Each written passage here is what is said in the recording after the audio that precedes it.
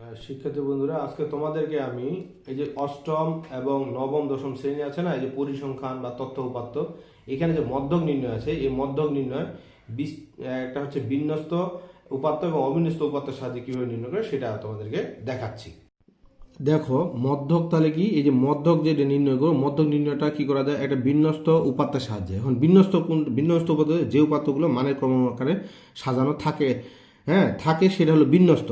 আর যেটা থাকে না সেটা হলো অবিন্যস্ত। তার মানে এখানে দেখো এই যে আছে 22, 16, এগুলো অবিন্যস্ত। এখানে কি করলাম, প্রথমে দেখো এই যে মানের উর্ধ্বক্রম অনুসারে সাজাইলাম, মানে বিন্যস্ত উপাত্তে প্রকাশ করলাম, এগুলোকে ছোট থেকে বড় আকারে সাজাইলাম। সাজায় দেখতেছি এখানে কটা সংখ্যা আছে, দেখো এখানে দিয়ে দিছি যে n ইকুয়াল টু কত, এখানে 6। তো n ইকুয়াল টু যদি 6 হয় তাহলে সেটা n 6 হচ্ছে জোড় সংখ্যা। জোড় সংখ্যা হলে কিন্তু দেখো মধ্যকের সূত্র আমরা জানি কি, n/2তম পদ প্লাস n/2, হ্যাঁ, প্লাস 1তম পদ ভাগ কত হচ্ছে 2। এই দুইটা পদের মান যোগ হচ্ছে 2। তাহলে এখানে n মানে কত, n এর মান হচ্ছে কত 6, 6/2, তাহলে তৃতীয় পদ, এটা হলো তৃতীয় পদ, এখানে হবে চতুর্থ পদ। তাহলে তৃতীয় পদ এই যে দেখো 1, 2, 3, তৃতীয় পদ হচ্ছে 22, চতুর্থ পদ হচ্ছে 25। এই দুইটা যোগ করে 2 দ্বারা ভাগ করছি, কত আসছে বলো তো, কত আসছে দেখো এই যে 35.5। এটা হলো কি মধ্যক। এখন তোমরা এটাকে আরেকভাবে করো, যদি নৈমিত্তিকের ক্ষেত্রে আসে তাহলে কি করবো, যে যখনই আমরা বিন্যস্ত আকারে সাজায় নিব, নেওয়ার পরে কি করবো, যদি জোর সংখ্যা হয় তাহলে মাঝখান থেকে 2টা বাদ দিয়ে দেবো। এই যে 2টা বাদ দিলাম, দিয়ে উভয় পাশে সমান ভাগে ভাগ করে বাদ দিয়ে দিলাম। এই পাশে 2টা, এই পাশে 2টা বাদ দিলাম। তো এই 2টা যোগ করে 2 দ্বারা ভাগ, এইভাবে করতে পারি। এখন দেখো যদি আবার যদি আবার বেজোড় সংখ্যা হয়, এখানে খালি কি করছি, ওর সাথে আরেকটা সংখ্যা লাগাই দিয়ে দিছি, তাহলে কয় হয়ে গেছে, 7টা হয়ে গেছে।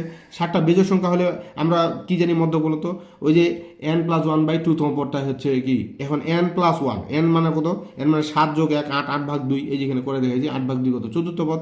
তো চতুর্থ পদ হচ্ছে কোনটা, এই যে 1, 2, 3, হ্যাঁ সরি 1, 2, 3, এই যে চতুর্থ পদ করে 25, 25 হলো মধ্যক। ঠিক আছে, এইভাবে হয়। এখন কথা হচ্ছে যদি আমাদের অবিন্যস্ত উপাত্ত থাকে সেইভাবে আমরা ক্ষেত্রে কীভাবে করবো। এখন দেখো এখানে দিয়ে দিচ্ছি 30 জন শিক্ষার্থীর বার্ষিক পরীক্ষার গণিতে প্রাপ্ত নম্বর দেওয়া আছে, এই যে এগুলা দিছি। তো দেওয়া আছে, এখানে দেখো উপাত্ত সময় সর্বোচ্চ মান কত, এখান থেকে আমি বের করে নিয়েছি, আগে লিখে রাখছি 97, সর্বনিম্ন হচ্ছে 65। পরিসরটা কীভাবে বের করে, সর্বোচ্চ মান মাইনাস সর্বনিম্ন মান যোগ হচ্ছে কত 1। তাহলে এই যে দুইটা বিয়োগ, এই যে সর্বোচ্চ মান 97, তারপর হচ্ছে 65 যোগ হচ্ছে 1, এই দুইটা বিয়োগ করলে 32 যোগ 1, 33। এখন শ্রেণী ব্যবধান কেউ 5 ধরে, কেউ কি করে 6 ধরে, 6 ধরে। তো আমি দেখো এখানে তোমাদের কত ধরছি, এখানে কত ধরছি, এখানে ধরছি, দেখো এখানে ধরছি শ্রেণী ব্যবধান কত ধরছি, 6 ধরছি।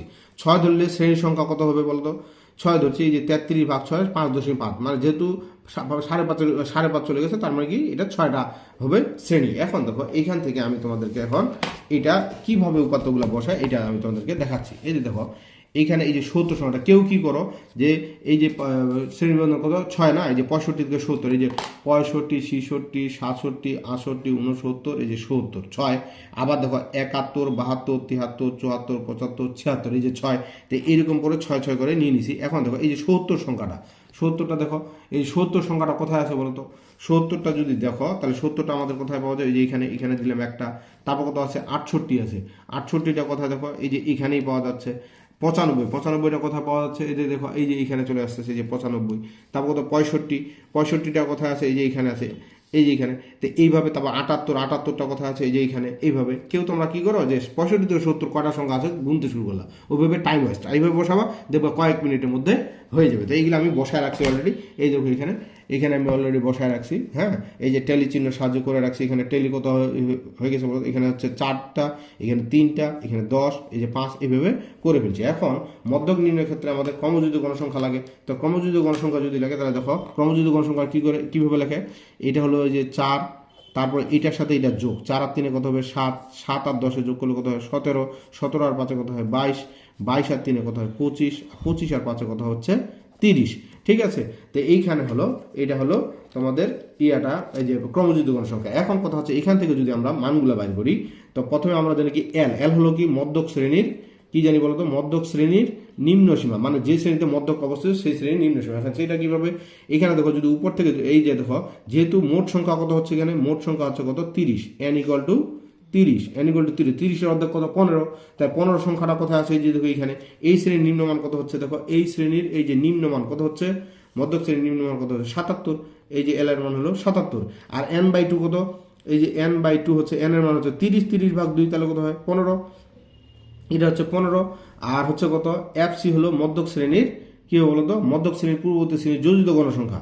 এই যে এফসি হলো মধ্যক শ্রেণীর পূর্ববর্তী যোজিত গণসংখ্যা কত হচ্ছে 7। এই যে মধ্যক শ্রেণীটা না, এর পূর্ববর্তী শ্রেণীর ক্রমযোজিত গণসংখ্যা কত 7। আবার এফএম হলো মধ্যক শ্রেণীর গণসংখ্যা, এফএমটা হলো মধ্যক শ্রেণীর গণসংখ্যা কত আছে 10। ঠিক আছে, আর শ্রেণী ব্যক্তি তো আমরা জানি এইচ ইকুয়াল টু কত 6 ধরে নিয়েছিলাম। হ্যাঁ, তো এইভাবে যদি আমরা এগুলো মানগুলো দেখো এখান থেকে, এই যে সূত্রটা এখানে কি আছে, এই যে দেখো এখানে হচ্ছে এই যে এইগুলো মানগুলো দেখো, ওইগুলো মান এই যে 15, এই যে FC 7, FM 10, H equal to 6। এখন এই যে মানগুলো বসেছি, এল এর মান যে 77, n/2 মানে 15, এফসি হচ্ছে 7, এই যে এইচ এর মান শ্রেণীবৃত্তি, আর এফএম হলো যে মধ্যক শ্রেণীর গণসংখ্যা। এই 77 এখানে বিয়োগ করে দিয়েছি, দিয়ে কত হয়ে যায় 6 8 48কে 10 দ্বারা ভাগ করলে 4.8 বিয়োগ করলে এইটা হয়ে যায় মধ্যক। তো ঠিক আছে, এইভাবে তোমরা মধ্যক বের করতে। আরও একটা দেখো, তোমাদের চলকটা আছে, একটা হচ্ছে বিচ্ছিন্ন চলক আর অবিচ্ছিন্ন চলক সম্পর্কে ধারণা দিই। বিচ্ছিন্ন চলক হচ্ছে কি, যে সংখ্যাগুলো পূর্ণ সংখ্যা হয় সেগুলো হলো বিচ্ছিন্ন চলক। পূর্ণ সংখ্যা যেমন কোনটা, যেমন মানুষ হচ্ছে কি, মানুষের গণসংখ্যাটা কি, মানে মানুষটাকে কি ইয়াতে লেখা যাবে, 1.5টা 2টা লেখা যাবে, যাবে না। যেগুলো পূর্ণ সংখ্যা মানুষটা, এই জন্য এটা হলো বিচ্ছিন্ন চলক। আর অবিচ্ছিন্ন চলক হচ্ছে যে কোনো পূর্ণ সংখ্যা বা যে কোনো বাস্তব সংখ্যা হতে পারে। যেমন তাপমাত্রা কি 3.5 ডিগ্রি হতে পারে, আবার পূর্ণ সংখ্যা 4 ডিগ্রি হতে পারে। এগুলো হলো বিচ্ছিন্ন চলক, অবিচ্ছিন্ন চলক। ধন্যবাদ।